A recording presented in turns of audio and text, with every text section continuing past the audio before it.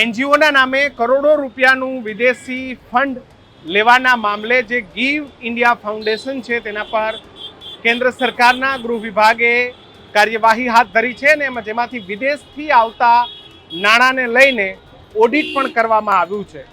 વાત એ give India ફાઉન્ડેશનની છે કે જેની રજિસ્ટર્ડ ઓફિસ જે ઇન્ટરનેટ પર બતાવે છે અમદાવાદના ગુરુકુલ સ્થિત જે ઇન્દ્રપ્રસ્થ ટાવર છે તેના જે બ્લોકમાં છે. જો કે અહીંયા ન્યૂઝરૂમની ટીમે તપાસ કરી તો આ એક રેસિડન્ટ એરિયા છે, અહીંયા રહેણાંક વિસ્તાર છે અને અહીંયા કોઈ પણ વ્યક્તિ એ ગીવ ઇન્ડિયા ફાઉન્ડેશનના નામે નથી રહેતું.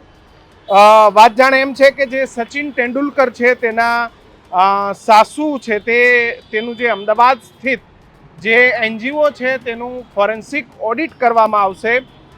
કેન્દ્રીય ગૃહ મંત્રાલયે અમદાવાદ રજિસ્ટર્ડ ઓફિસ ધરાવતી જે બિન સરકારી સંસ્થા છે એનજીઓ જેનું નામ છે ગીવ ઇન્ડિયા ફાઉન્ડેશન તેનું ફોરેન્સિક ઓડિટ કરવાનો આદેશ આપ્યો છે અને અમદાવાદના થલતેજમાં રજિસ્ટર્ડ ઓફિસ ધરાવતા ગીવ ઇન્ડિયા ફાઉન્ડેશનના ડિરેક્ટર કે જેમાં ક્રિકેટર સચિન તેંડુલકરના સાસુ એ અન્નાબેન આનંદ મહેતા પણ છે. અન્નાબેન આનંદ મહેતા એ 2010થી ગીવ ઇન્ડિયા ફાઉન્ડેશનના ડિરેક્ટર છે અને ગીવ ઇન્ડિયા ફાઉન્ડેશન એ ગીવ ઇન્ડિયા તરીકે પણ ઓળખાય છે.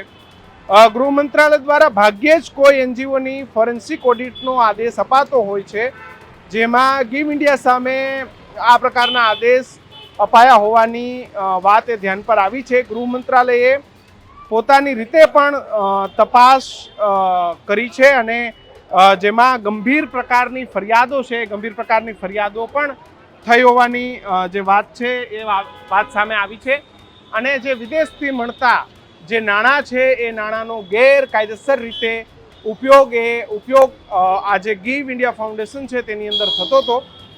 ભારતીય ક્રિકેટર સચિન તેંડુલકરના સાસુ એ અન્નાબેન આનંદ મહેતા એ ગીવ ઇન્ડિયા ફાઉન્ડેશનના પોતે એ ડિરેક્ટર છે.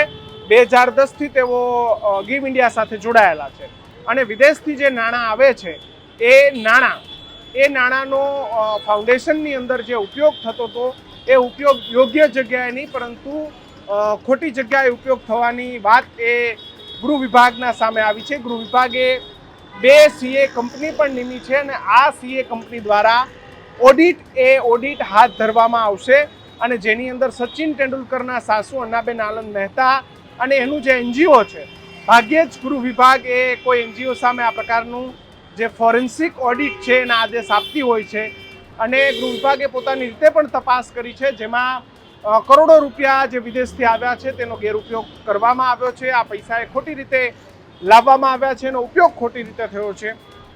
તેની સામે ગૃહ વિભાગે સીએ કંપની દ્વારા ફોરેન્સિક ઓડિટના આદેશ આપ્યા છે જેના આધારે તપાસ કરવામાં આવશે.